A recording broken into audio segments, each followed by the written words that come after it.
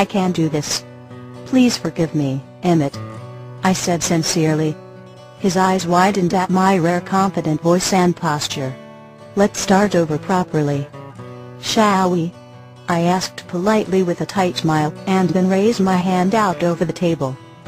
I was trying to ignore the way my hand slightly trembled, and my breathing was picking up. "I'm Bella," I forced out through clenched teeth, my heart thudding in my chest violently. He was staring at my hand in complete shock.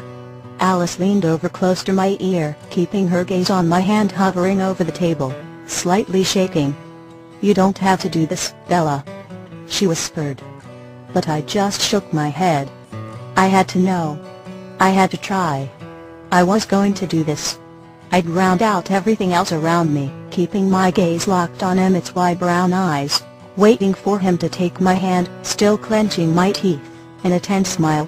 Nervously, he removed his hand from Rosalie's hair and brought it over the table, until it was inches away from mine. After a brief moment of hesitation, his large, rough hand surrounded mine in a light grip.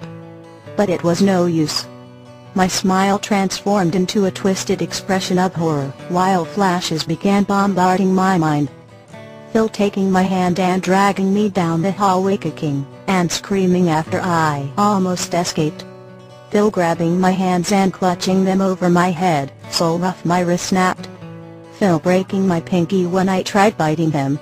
I let out a deep whimper and snatched my shaking hand away from Emmett. I could feel my chest tightening in a familiar panic, but refused to let it happen here. I could hear Alice trying to come after me as I ran from the cafeteria, sobbing and panting. But I couldn't face her. I ran through blurry vision until I was behind the school. Satisfied that it was private enough to have my weird random emotional breakdown, I slammed my back against the rough red brick wall, and slid down it until I was sitting. I buried my head in my knees, snatching off my hood and grabbing two thick fistfuls of my hair tightly while growling in frustration. I couldn't breathe. It felt like suffocation when my chest was so tight. It was torn between gasping for much-needed air and letting out the deep sobs that wanted to escape. I started rocking back and forth, trying to calm myself while gasping for air against my tear-soaked knees. After a few seconds, I felt a presence standing before me. Edward. I could tell, because I was feeling that strange electricity he gave off. "Fuck," he muttered under his breath. I just shook my head furiously and gripped my hair tighter. I didn't want Edward to see me like this. But he didn't leave. Instead, he leaned down and gingerly took the fists that were pulling my hair, and pried them loose, exactly like I did for him 2 nights prior. I lifted my head from my knees, and struggled to see him through my watery vision, while gulping in air.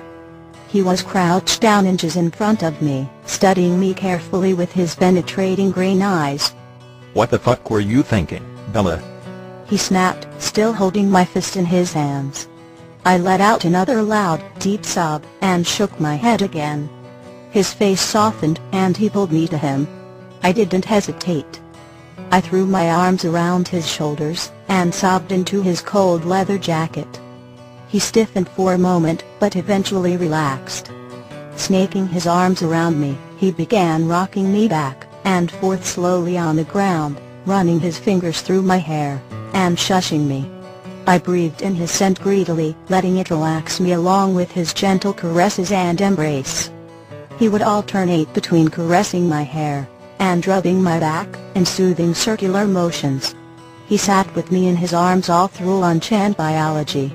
Once my breathing finally returned to normal and I had no more tears in me, I gave Edward a final tight squeeze, and stood up, wiping the remaining tears from my cheeks. He looked like he was afraid I was going to break down on him again, so I smiled at him. A real smile, big and full of teeth. I was okay now. He smiled back at me and stood up, wiping the grass off his jeans. "Don't feel so bad." He shrugged. "Emmett has that effect on women." He smirked. I couldn't help the loud laugh that escaped me. For the first time, I actually made it to gym after my weird random emotional breakdown.